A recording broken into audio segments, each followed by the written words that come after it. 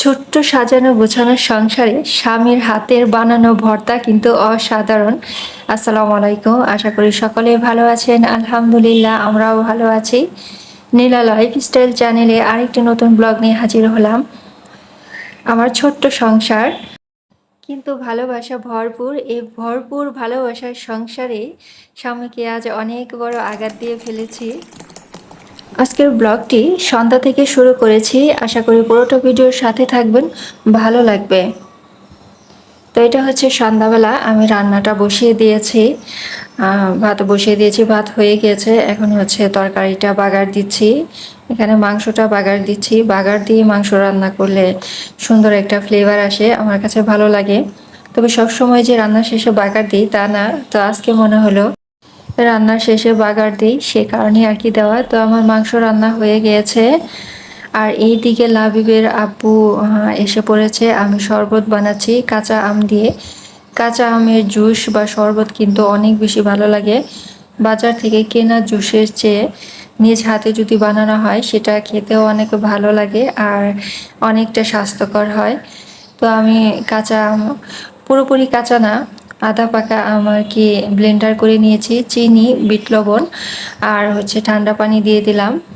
এখন এটাকে ভালোভাবে মিশিয়ে নিলেই কিন্তু খুব মজাদার একটি জুস হয়ে যাবে। আমাদের কাছে কাঁচা আমের শরবত অনেক মজা লাগে, আমি প্রায় প্রতিদিনই বানিয়ে থাকি।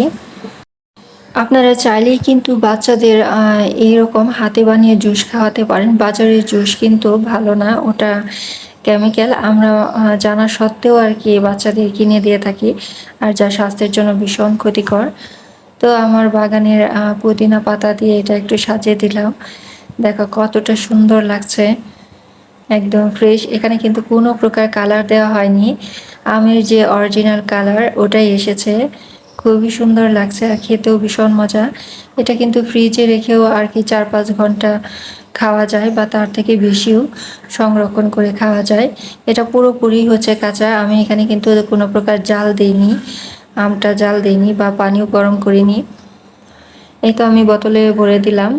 এটা যদি এভাবে নর্মাল ফ্রিজে রেখে দেওয়া হয় তাহলে কিন্তু অনায়াসে 4-5 ঘন্টা রেখে দিয়ে আর কি খাওয়া যাবে।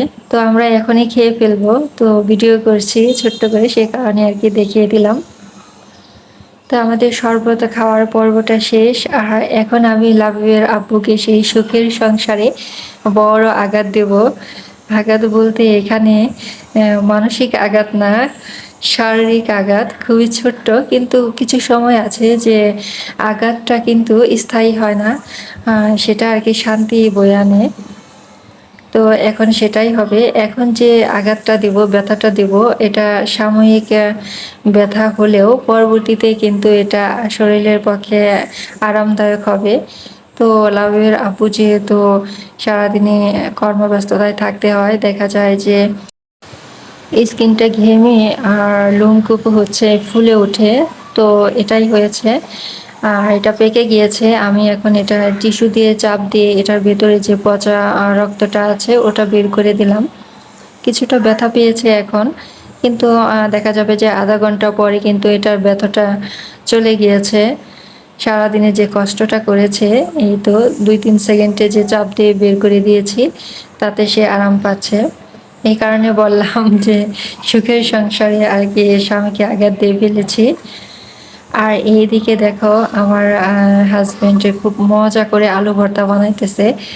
আলু কিন্তু সাধারণ, কিন্তু আমার হাজবেন্ডে যখন এটাকে বানায় কিন্তু খুবই মজা লাগে। খুব সুন্দর করে বানাতে পারে, আমার থেকে অনেক বেশি ভালো করে বানাতে পারে আলু ভর্তা। একদম ম্যাশ করে ফেলে, কোনো দানা দানা থাকে না। আর এখন আমার মুখে দিয়ে দিল চেখে দেওয়ার জন্য যে লবণ হয়েছে কিনা, তো হালকা একটু বললা যে লবণটা দিয়ে দাও। তো আমাদের রান্না এই পর্যন্তই। রাতে হচ্ছে আলু ভর্তা, মাংস আর ডাল। আমরা এখন রাতের খাবারটা খেয়ে ফেলবো। আর রাতে দেখো প্রচুর গরম পড়েছে, সে কারণে লাবিবের বাবা আর কি গোসল করে এসেছে। এখন প্রায় রাত 11:30-র মতো, 12টার মতো বাজে। ছেলে পড়াশোনা করছে, আর সেই ফাঁকে একটু ছেলেকে আদর করে দিল। প্রচুর গরম পড়েছে, সে কারণে হচ্ছে দেখা যায় যে এক সন্ধ্যাবেলাই হচ্ছে দুবার গোসল করা শেষ। আর এই দিকে আমি হচ্ছে থাকতে পারছি না, আমার চোখে প্রচুর ঘুম। আমি হচ্ছে মশারি লাগিয়ে দিচ্ছি, এখন দেখো প্রায় 12টার মতো বাজে। আমি বিছানা করে দিচ্ছি আর ছেলে পড়াশোনা শেষ করে আর কি শুয়ে পড়বে। তো মশারি লাগাচ্ছি, মশা তেমন একটা নাই, তারপরেও যদি ঘুমের সময় কানের কাছে ভুনভুন করে খুবই খারাপ লাগে, আর সেই কারণে মশারি লাগিয়েই ঘুমাই। যাই হোক, দেখো এখানে মশারি বাঁধার জন্য তেমন কিছু নাই, সেই কারণে হচ্ছে আমি গ্রিলের সাথে একটা বোতলের মুখা ছিপি আর কি লাগিয়ে দিয়েছি। এটাতে কিন্তু সুন্দরভাবে হ্যাং হয়ে আছে। আমার চোখে একটু ঘুম বেশি, আমি বেশি রাত জাগতে পারি না। এই যে 12টা পর্যন্ত জেগেছি, এইটা আমার কাছে অনেক কষ্টদায়ক। আর এইদিকে দেখো লাবিবের বাবা কিন্তু সন্ধ্যা থেকে এ পর্যন্ত 2বার গোসল করেছে, তারপরও তার গরম যায়নি। সে ফ্রিজ থেকে ঠান্ডা ঠান্ডা তরমুজ বের করে কাটতেছে। তো আমরা এখন তরমুজ খেতে খেতেই বিদায় নিব, যেহেতু রাত, এখন আর ভিডিও লম্বা করব না। তো আমার ভিডিও যদি তোমাদের ভালো লেগে থাকে অবশ্যই লাইক কমেন্ট শেয়ার করবে, আর যদি একদমই নতুন হয়ে থাকো তাহলে অবশ্যই সাবস্ক্রাইব করে দেবে। আর এদিকে দেখো আমার হাজবেন্ড একদম তরমুজের খোসা থেকে চেঁচে চেঁচে আর কি বের করছে, একটু লাল অংশ আর কি খোসাতে যাতে না থাকে। তো আমার ছোট্ট সংসারের সুখ দুঃখের গল্প আজ এই পর্যন্তই। সবার সুস্বাস্থ্য কামনা করে বিদায় নিচ্ছি। সবাই ভালো থাকবে, সুস্থ থাকবে। আল্লাহ হাফিজ।